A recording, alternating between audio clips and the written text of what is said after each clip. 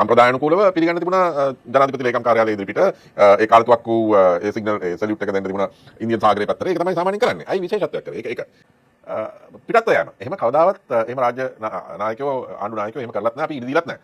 එන්නේ කටුනායකින් යන්නේ කටුනායකින්. ඒ කියන්නේ ජාත්‍යන්තර ගුවන් තොටුපළ. අනුරාධපුර කියන්නේ අපේ රට මැද තැන. ඒ හමුදා ගුවන් හමුදා කඳවුරේ ඒ එයාපෝට් එක ඒක එකපාරට පැය ගානකට ජාත්‍යන්තර ගුවන් තොටුපළක් කියලා අපිම නම් කරලා ඉන්දියානු ගුවන් හමුදා හෙලිකොප්ටරයෙන් ලංකාවෙන් පිට වුණා. ඒ කියන්නේ අපේ ඕන තරකට එන්න යන්න ඉඩ දීලා තියෙනවා වගේ මේ ඉන්දියානු අගමැතිතුමාට. ඒක ගියේ අර රාම් සේතු කියලා වුන් කියන ආදම්ගේ පාලම නැත්නම් හනුමන් පාලම කියලා අපි කියන ඒ පැත්තෙන් මේ ලංකාවෙන් එළියට යනකොට ගියේ. ඒක වීඩියෝ කරලා අපේ රූපාණී නාලිකාවට පෙන්නුවා. ඇත්තට මොනවද මේ අත්සන් කරපු කාරණා මොනවද? දැන් ඔව්ව මොනවද කියලා දැනගන්න ආණ්ඩුවේ එළියට දාන්න එපා. මොකටද හංගගෙන ඉන්නේ? නමුත් මෙතනදී ආණ්ඩුවේ ඇමතිවරු මොනවද කියන්නේ? මේ තොරතුරු දැනගැනීමේ පනතේ ඔයගොල්ලන්ගේ අයිතිවාසිකම් පාවිච්චි කරලා ඒක ඕනනම් ගිහිල්ලා හොයා ගන්න පුළුවන් කියලා.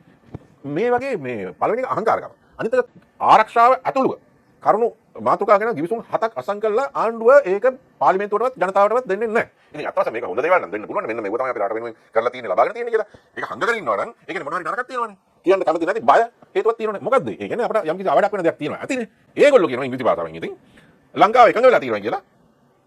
ඉන්දියානු යුද අභි කර්මාන්ත ශාලා සහ ගබඩා කරන විශාල ගබඩා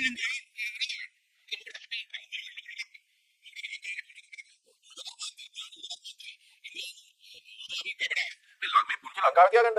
එතකොට පුළුවන් කියන්නේ මේව ආරක්ෂා කරන්න අපේ සේනාව අපේ සේනාංගයන් තියෙන්න ඕනයි කියලා. ඉතින් අපි අත්වසම නිර්යුධකරණය වෙන්න ඕන රටක් නේ. නිර්යුධකරණය වෙන්න ඕන රටක්. මොකටද මේ වෙන මිනිසුන්ගේ යුද කර්මාන්ත ශාලා, යුදාවි කර්මාන්ත ශාලා, යුදාවි ගබඩා අපේ රටේ ගෙන ගහන්නේ.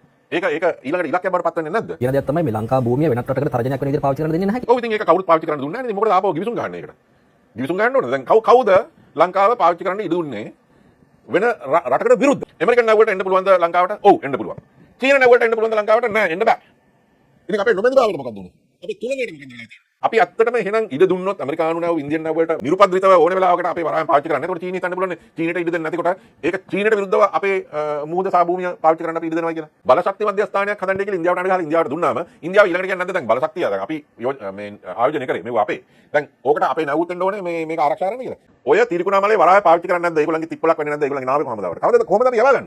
ප්‍රොජෙක්ට් 33ක් අසං කරලා තියෙනවා නගරීය පළාත විතරක්.